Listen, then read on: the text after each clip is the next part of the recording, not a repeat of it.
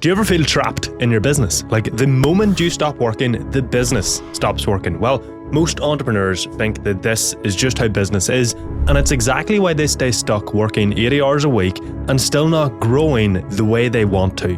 But I've spent the past few years working with over 100 business owners to fix this exact problem. And it turns out you only need 3 specific systems if you want your business to run and scale without you. So in this video, I'm going to show you what those 3 systems are and how to build them so that your business doesn't fall apart the moment you step away and you can scale faster while working less. Now, the first system is a scorecard system, and it is the most important system that any business can build because without it, you're forced to manage the business for guessing, stressing, and wondering what to do. And this is why scorecards matter, because see, for your business to run without you, 2 things must be true. First, the team must have objective visibility into performance and bottlenecks. And secondly, you need the same visibility so you can steer them in the right direction and ensure they're focused on the right things. And the way you achieve those 2 things is through data, which you track in a scorecard system. So let me show you how to build it. First, you need to map out your business systems because that's actually what you're tracking the data for. It's all based on your business systems. Now, I went over this in previous videos, so I will keep this super quick. But to do this, you want to map out your core functions of your business. These are typically marketing, sales, operations, and finance. Some bigger businesses have the likes of HR. And then identify the goal outputs of each function. Generate leads, convert leads into customers, deliver your product or service, and manage cash flow and profitability. Next, you want to list out every single task that is done in your business and identify the goal of each task. What you'll notice is that each task naturally aligns the function of the business. And here's the thing, the functions are the systems of your business, while the tasks are the processes of those systems. From there, each system gets its own simple scorecard. Now, don't panic, because I'm going to give you a tool that will literally make this for you, but open up Google Sheets and create a spreadsheet for each system. Again, don't panic, okay? In each sheet, create a tab for each month with the dates of that month down the left-hand side. Then go through every process or task in each system and ask yourself, what metric could I track here, which will show me how well this is performing, and then add it to a column in each tab and track that every single day.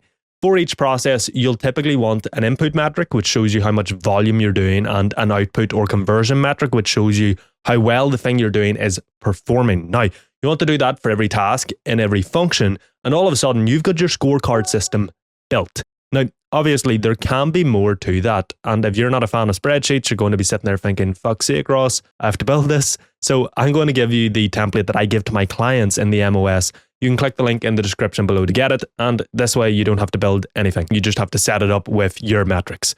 And once you have set it up, you get the person in your team responsible for each process or system to fill out the data they're responsible for. And then you set a KPI standard, a goal for each metric. This way you can see how well each process is performing, and any metric below the goal is a problem that is limiting the business and it needs to be fixed. However, in systems, there's a principle called the theory of constraints, which essentially says that there's only ever one thing that is limiting the system's throughput and output. So you might have multiple metrics below their goal, but only one of those metrics is actually holding the business back. It's like a pipe with blockages. The blockage earliest in the pipe is the only one really blocking the water.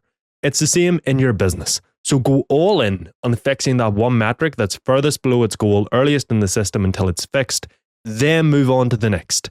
And with this scorecard system in place, your team can do all of this without you holding their hand. But you can also keep an eye on things and jump in if you choose to. But this way your business can run and improve without relying on you, because your team can see what needs improved, where the bottlenecks are, how to fix it, and if what they're doing is the right thing, if the business is improving and growing, and they can self-adjust and improve over time based on the data. Now, obviously, there can be a lot of nuance here that's crucial for using data and the theory of constraints to grow your business.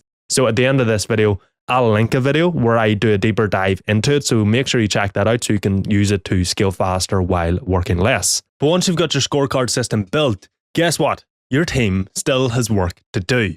And if you're the one who has to keep, moving tasks forward in the business, then your business is never going to run itself. So the second system is a task management system so that your team can act on work without you having to assign, chase, and clarify everything for them. Now, most task management systems are super complex softwares that are completely over the top, like they are. I haven't worked with a single business owner who thinks any of them are any good because they're fucking shite, right? Complexity increases friction, which reduces adherence, and instead your task management system should be as simple as possible. So see this idea, which all task management systems seem to adopt, of having 20 different fields to categorize tasks and 18 levels of priority. It's shite. It does not work. For a task to be completed properly on time to a high standard and without you micromanaging, it only needs 4 things, okay? And so whether you use a software or you build a system out in Google Sheets or Notion or fucking Apple Notes, I don't care, so long as your tasks have these 4 things. So firstly, every task should have an actionable outcome that can be completed in under 2 hours. If your to-do list looks like build website, you're never going to complete it in a day because it's so big and unclear. You'll put it off, you'll beat yourself up, you'll get nowhere, and the cycle repeats. See, anytime I procrastinate, it is almost always because the task is unclear, right? And the second I make it actionable and specific, I magically stop procrastinating, okay? It works wonders. And you want to hear a joke? How do you eat an elephant? 1 bite at a time. So instead of build website, which is a project with multiple tasks under it, an elephant, your task should be something like draft 10 headline variations for sales page and choose one. That's actionable, there's a clear outcome, and it can be finished in under 2 hours. It is a bite.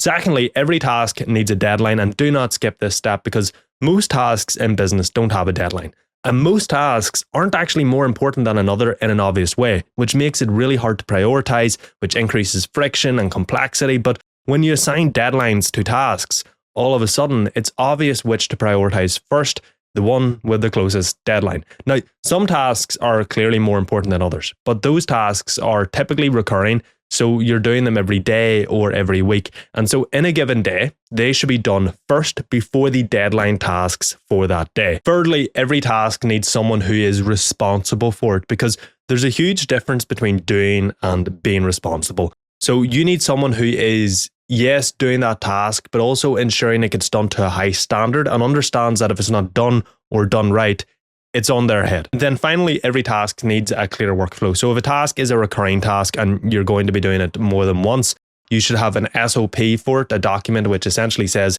here's how this task is done, and then handoff procedures if that's relevant for the task. And if a task isn't recurring and it's a one-off task, then the workflow doesn't need an SOP. It just needs a handoff procedure for how the work is going to be given to whoever is doing the next step of the work. And really that handoff procedure should be generalized for each sort of department or area of the business, each function system. Once all your tasks have these 4 criteria, you want to create a list where the tasks are added in order of the deadline so that the person who's using the system can remove the decision of what they do first and next, which is a huge reason for procrastination and the business owner having to, chase people and keep the work moving. Instead, now they just work down through the list and there's no exceptions. And when this exists at both an individual level, so that every single person has this system for their own work, and at the company level, so everyone can see how everyone is doing for the purposes of handoffs and also accountability, tasks get done on time to a high standard without you constantly micromanaging your team and pissing them off. But of course, with tasks and data come decisions. And where most businesses get stuck is every decision still bottlenecks through the owner, which not only overloads you and makes your business rely on you, but it also limits speed of execution and progress. So you need the third system, which is a decision system. And the whole goal here is that a decision system pre-decides who makes decisions, what rules or constraints must the decision be made in, and what data do you base the decision on. This means your decision system has 4 layers. And if you don't build this system right, decisions are always going to come back to you and your business will always rely on you. So first you have to figure out what decisions you want to make and what decisions you don't want to make. Now, I'm going to massively disappoint you here, but there is really no right or wrong because first off, it's your business. You can do whatever you want. And I'm not saying that in a, do whatever you want way. I mean, like, if you never want to make a certain decision, you do not have to make that decision. You can delegate every decision to somebody. So all we can do is use a framework to help you decide. And the one that I find best to work best is this quadrant. So if a decision is low impact and reversible, you never touch it. If a decision is high impact and reversible, you don't have to touch it. It's up to you. If a decision is low impact and irreversible, you don't touch it. It's low impact. But if a decision is high impact and irreversible, it should stay with you unless you've got a fantastic A player who is capable of owning that decision. And so you want to classify every decision you make into this quadrant, because this is how you protect your attention for the few decisions that actually matter, okay? Now, you're probably sitting there thinking, well, what decisions do I make? And that's the thing, right? You can sit here and you can think about what decisions you make and then categorize them, but that's pretty hard. So the best way to build your decision system is actually over time. So see, when you have to make a decision, run it through these 4 layers and start by classifying it in the quadrant before moving to the second layer, where you decide who owns that decision. This will obviously be depending on your team, but if you map out your systems like I showed you earlier, you can assign responsibility for each process and system to certain team members. So if a decision is a big sales decision, it makes sense that your sales manager deals with it. If a decision is a small refund decision, it makes sense that someone on your operations team might deal with it. So you assign ownership to decisions. So who can make what decision based on the size of the decision and their level in the business. Higher level people can make bigger decisions for their relevant area in the business. And of course, if in your business, if you haven't got, an operations manager, so you are essentially the operations manager, then you can make the big operations decisions until you can hire someone to delegate those decisions to. The third layer for a decision system is rules, because look, you don't want people to make the wrong decisions, right? It's pretty obvious. So for every decision, you want to decide some constraints or rules which they have to make the decision in. Again, this will be incredibly specific to you, your business, and the decision, but essentially the rules can be the likes of do whatever you want within a certain budget, or never do X, or never make a decision that goes against Y, or always make the decision that maximizes customer experience. Maybe for some decisions, there's really clear-cut rules. Maybe for others, there's none. And maybe it also depends on who is the person responsible for that decision.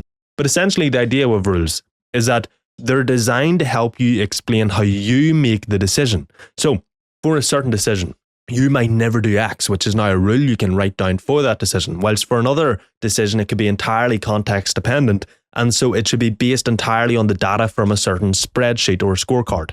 The thing about decisions is that they're so specific to each situation, which is why we have the fourth layer, and that is the feedback loop. Because you cannot expect employees who do not know the entirety of the business as well as you, who do not care about the business as much as you, and who do not know what you want as well as you to make decisions as well as you, at least not right away. So we need a feedback loop to help them improve over time. Now, the main way people will learn with decisions is by making a bad one.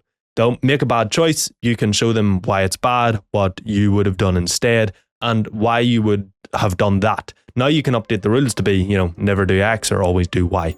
But also with some decisions, like if it's a sales manager decides to make a change in the sales system, you can simply use data from the sales system scorecard to see if that decision was good or bad, and your team can learn from that, okay? This works, this doesn't work. And if someone brings a decision to you, you use a 1-3-1 rule where they come to you with one problem, 3 solutions, 1 recommendation, and then you coach them on their decision. So if their recommendation is good, you tell them why it's good. If it's bad, you tell them why, what you would do, and why you would do it that way.